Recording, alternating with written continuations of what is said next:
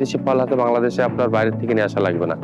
যে কোনো জায়গাতে যে কোনো মাটিতে চাষ করতে পারবে।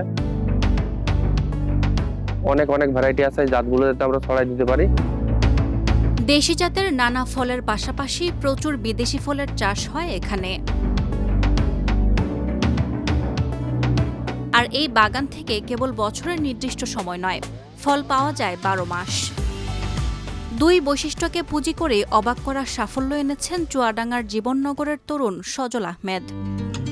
তবে শুরুতেই সাফল্য আসেনি তার। এই যাত্রা শুরু হয়েছিল 2009 সালে।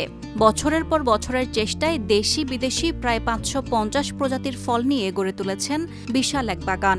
139 বিঘা জমিতে একের পর এক নতুন জাতের ফল যুক্ত করেছেন তিনি। শূন্য থেকে শুরু করা এ উদ্যোগ পরিণত হয়েছে বিশাল এক কৃষি উদ্যোক্তায়। প্রতি বছর মালটা কমলায় প্রায় 2 কোটি টাকার বিক্রি হয়। আর অন্য ফল আছে, পেয়ারা আছে, বরুই আছে, সজনা আছে 12 মাসি, লাল তেঁতুল আছে, রামবুটান, অ্যাভোকাডো, কাঁঠাল, এগুলো দিয়ে টোটালে দেখা যাচ্ছে আমাদের প্রজেক্টে প্রতি বছর প্রায় 6 থেকে 7 কোটি টাকার ফল বিক্রি হয়। এখানে দেখা যাচ্ছে যে আপনার লেবার খরচ, জমি লিজ, এই সবগুলো বাদ দিলে দেখা যাচ্ছে যে আপনার এরকম 4 থেকে 5 কোটি টাকা খরচ হয়। ওরকম 2 কোটি টাকা মতন বছরে আছে দেখা যাচ্ছে লাভ থাকে। বাগানে ঢুকলেই চোখে পড়ে গাছে গাছে ঝুলে থাকা নানা রং, আকার ও বৈচিত্র্যের ফল। কোথাও দেশি, কোথাও বিদেশি ফল। এক বাগানেই মিলছে হরেক রকম ফলের বিশাল সংগ্রহ। এসএসসি পাশ করা বেকার তরুণ সজল মাত্র 7 বিঘা জমিতে ফল চাষ শুরু করেন। নতুন কিছু করার আগ্রহ আর পরিশ্রমী ধীরে ধীরে বাড়াতে থাকে তার পরিধি। এক সময়ের 7 বিঘার সেই উদ্যোগে ছড়িয়ে পড়ে কয়েক একরের এক বিশাল বাগানে।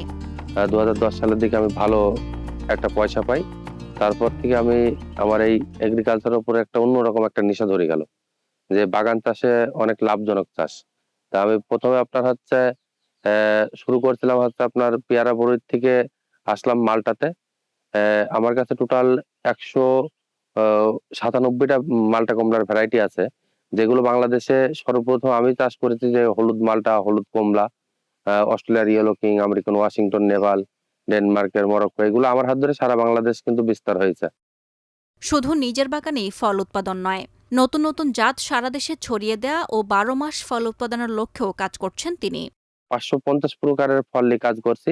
আমাদের কাছে আমেরই ভ্যারাইটি আছে আপনার 104টা, সাইট্রাসের ভ্যারাইটি মালটা কমলারই আছে 197টা।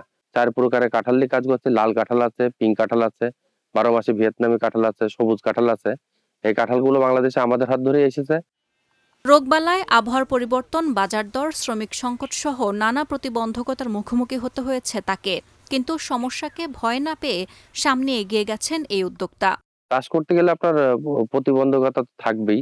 অনেক সময় গাছের ভাইরাস লাগে, অনেক সময় গাছের খাবারের সমস্যা হয়, তারপর অনেক সময় আপনার গাছে রোগবালাই আসে বিভিন্ন রকমের। তা ওগুলো আমরা করতে করতে এখন নিয়মিত এগুলো বুঝতে পারি যে গাছে আসলে কখন কি চাচ্ছে। যেমন সার দেওয়া লাগে সেমন সার দেওয়া হয়, যখন স্প্রে করা লাগে সেমন স্প্রে করা লাগে। তারপর অনেক সময় দেখা যাচ্ছে দুর্যোগে অনেক ফল পড়ে যায়। এরকম সমস্যা থাকবেই চাষ করতে গেলে। এমন উদ্যোগ দেখে সাহায্যের হাত বাড়িয়ে দিয়েছে উপজেলা কৃষি বিভাগ। আধুনিক কৃষি প্রযুক্তি ব্যবহার এবং নতুন নতুন জাতের ফল চাষে প্রয়োজনীয় পরামর্শ দিয়ে সহযোগিতা করছেন তারা। যেহেতু এখানে অনেক ফলের চাষ হয়, অনেক ফসলের নিবিড়তা অনেক বেশি, এই জন্য প্রচুর রাসায়নিক সারের চাপ থাকে। তা আমরা কৃষককে পরামর্শ দিচ্ছি রাসায়নিক সারের পাশাপাশি প্রচুর জৈব সার ব্যবহার করতে হবে। কারণ জৈব সার যদি মাটিতে না থাকে, জৈব সারকে আমরা বলি মাটির প্রাণ। জৈব সার কমে গেলে কিন্তু মাটির স্বাস্থ্য নষ্ট হয়ে যায়। তবে তখন সেখান থেকে আমরা কাঙ্ক্ষিত ফলন পাবো না বা ফসল পাবো না। এই জন্য আমাদের পরামর্শ থাকে যে জমিতে যথেষ্ট পরিমাণে জৈব সার ব্যবহার করতে হবে। প্রায় 550 প্রজাতির ফল নিয়ে সজলের এই উদ্যোগ শুধু তার নিজের ভাগ্যই বদলায়নি, পথ দেখাচ্ছে দেশের মাটিতে নতুন ধরনের ফল চাষের সম্ভাবনাও। ব্যতিক্রমী চিন্তা, পরিশ্রম আর আধুনিক কৃষির সমন্বয়ে সজল আহমেদের সাফল্য এলাকার তরুণদের জন্য হয়ে উঠেছে অনুপ্রেরণা।